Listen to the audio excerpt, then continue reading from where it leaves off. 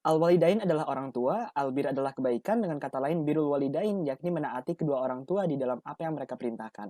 Selama tidak bermaksiat kepada Allah dan al-uquq berarti menjauhi mereka dan tidak berbuat baik kepadanya. Dari ayat di atas kita bisa tahu kalau kedudukan orang tua itu sangat tinggi. Allah meletakkan hak orang tua untuk dibaktikan setelah hak Allah untuk diibadahi. Hal tersebut terdapat dalam ayat Al-Quran surat Al-Isra ayat 23. Keutamaan berbakti kepada orang tua. Selain doa yang mustajab, ada banyak keutamaan yang kita dapat dari berbakti kepada orang tua kita. Di antaranya yaitu yang pertama, amal yang dicintai oleh Allah Subhanahu wa taala. Yang kedua, taat kepada orang tua adalah salah satu penyebab masuk surga. Yang ketiga, sebab keridhaan Allah Subhanahu wa taala. Bismillahirrahmanirrahim. Ada berbakti kepada orang tua yang masih hidup. Next. 1. Berbuat baik pada orang tua. Kita diperintahkan untuk berbuat baik dan lemah lembut kepada orang tua, dan janganlah kita bertindak kasar kepadanya. Next.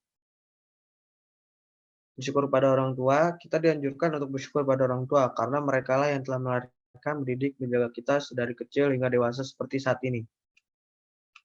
Untuk yang ketiga yaitu merendah di hadapan orang tua, di mana kita tidak boleh bersikap arogan ataupun congak di hadapan mereka.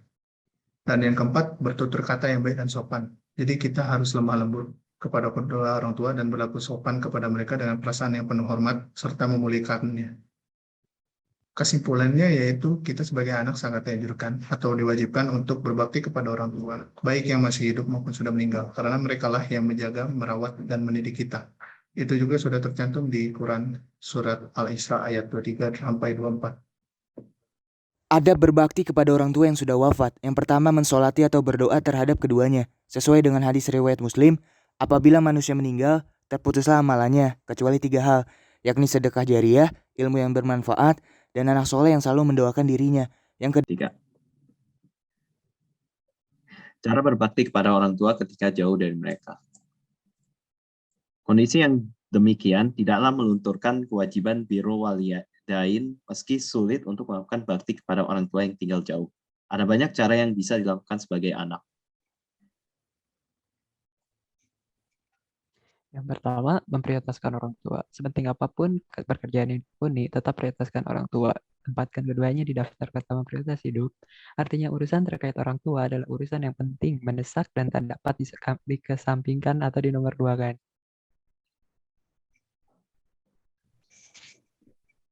2. Orang tua sebagai pertimbangan. Jadikan orang tua sebagai pertimbangan penting dan utama dalam memutuskan sesuatu, termasuk dalam hal lokasi kerja dan menetap. Carilah lokasi yang tak terlalu jauh dari orang tua. Jika menang ditempatkan di lokasi yang jauh, maka pastikan bahwa gaji yang diterima lebih dari cukup untuk membeli tiket pulang secara rutin. Pun seandainya ada hal yang mendesak untuk pulang ke rumah orang tua, maka dana yang ada haruslah lebih dari cukup. Yang ketiga, manfaatkan teknologi. Jagalah komunikasi dengan orang tua secara rutin dan tanpa absen. Sempatkan bertukar kabar sesering mungkin, baik melalui video call, pesan singkat, dan sebagainya. Jangan lupa untuk selalu mengabarkan hal-hal yang baik. Meski ada masalah dalam pekerjaan, jangan ceritakan kepada mereka. Jangan sampai pikiran mereka menjadi kalut karenanya. Selain itu, tanyakan kepada ayah dan ibu, tanyakan apa keinginan mereka, apa yang ingin mereka lakukan, dan lain sebagainya. Berikan perhatian dan pastikan mereka tidak merasa kesepian. Dan yang keempat, sisihkan gaji untuk orang tua. Sisihkan gaji untuk memenuhi kebutuhan orang tua. Sisihkan pula gaji untuk biaya kesehatan mereka.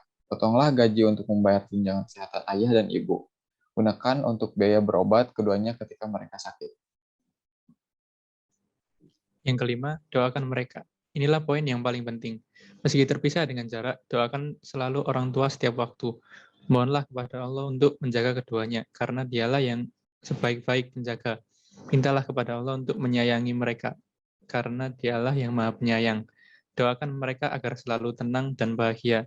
Doakan dengan tulus, bayangkan pelukan hangat mereka ketika memanjatkan doa tersebut. Kewajiban berbakti kepada orang tua yang non-muslim.